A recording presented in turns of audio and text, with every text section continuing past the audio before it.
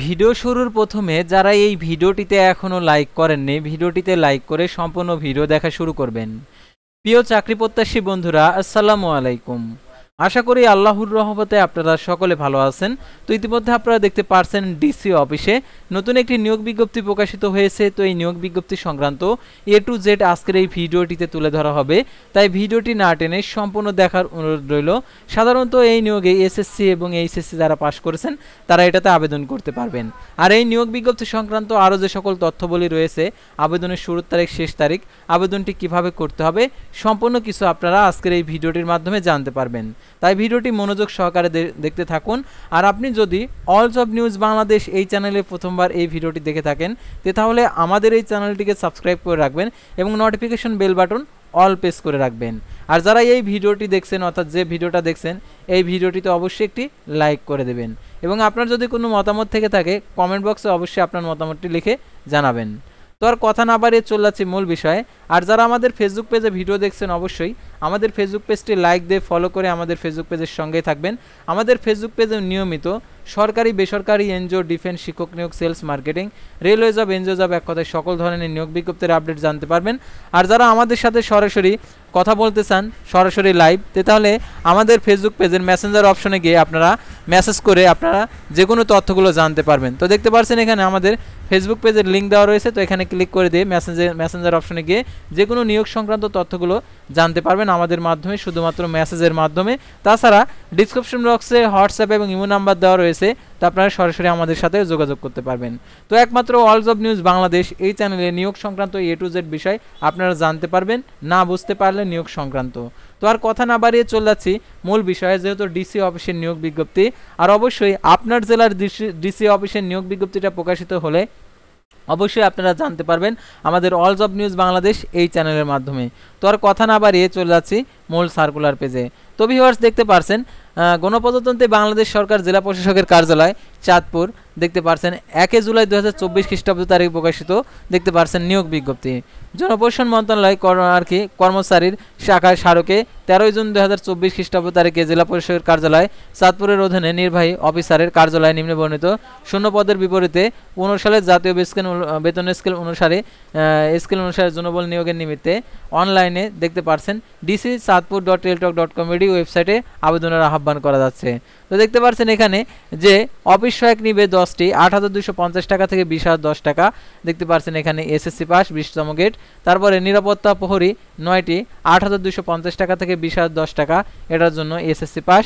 তার পরিচ্ছন্নতা কর্মী 6 জন, 8,250 টাকা থেকে 20,010 টাকা, এটা হচ্ছে 8ম শ্রেণী পাস। তো আবেদনের ক্ষেত্রে যে শর্তাবলী রয়েছে, এই শর্তাবলীগুলো আপনাদেরকে অবশ্যই অনুসরণ করতে হবে, সেহেতু এই শর্তাবলীগুলো আপনাদেরকে দেখিয়েছি। প্রার্থীকে অবশ্যই বাংলাদেশের নাগরিক ও চাঁদপুর জেলায় স্থায়ী বাসিন্দা হতে হবে। আর যারা অন্য জেলার বাসিন্দা রয়েছেন তারা আবেদন করতে পারবেন না। আপনার জেলায় এই নিয়োগ বিজ্ঞপ্তিটা প্রকাশিত হলে অবশ্যই আপনাকে জানিয়ে দেবো আমাদের চ্যানেলের মাধ্যমে। সেহেতু আপনাদেরকে একটি কাজ করতে হবে, আমাদের চ্যানেলে অবশ্যই অ্যাক্টিভ থাকতে হবে। বিবাহিত মহিলা প্রার্থীদের স্বামীর ঠিকানা স্থায়ী ঠিকানা হিসাবে উল্লেখ করতে হবে। জেলা প্রশাসক চাঁদপুর বরাবর আবেদন করতে হবে। বিভাগীয় চাকরিরত প্রার্থীদেরকে যথাযথ কর্তৃপক্ষের নিকট হতে লিখিত অনুমতি গ্রহণ ও নির্ধারিত সময়ের মধ্যে আবেদন করতে হবে এবং অনুমতিপত্র মৌখিক পরীক্ষার সময় সাক্ষাৎকারের বোর্ডের নিকট দাখিল করতে হবে।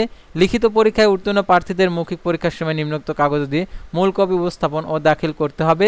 অনলাইনে পূরণকৃত আবেদনের এক কপি পূরণকৃত আবেদনের এক কপি, শিক্ষাগত যোগ্যতার প্রমাণস্বরূপ সনদপত্র, পৌরসভা মেয়র কাউন্সিলর কর্তৃক ইউপি চেয়ারম্যান কর্তৃক নাগরিকত্ব সনদপত্র, প্রথম শ্রেণীর গ্র্যাজুয়েটেড কর্মকর্তা কর্তৃক নাম সিলযুক্ত চারিত্রিক সনদপত্র, জাতীয় পরিচয়পত্রের মূল কপি, যাদের জাতীয় পরিচয়পত্র হয়নি তাদের মেয়র ও ওয়ার্ড কাউন্সিলর ইউপি চেয়ারম্যান কর্তৃক প্রদত্ত, দেখতে পারছেন জন্ম নিবন্ধন সনদ মৌখিক পরীক্ষার সময় উপস্থাপন করতে হবে।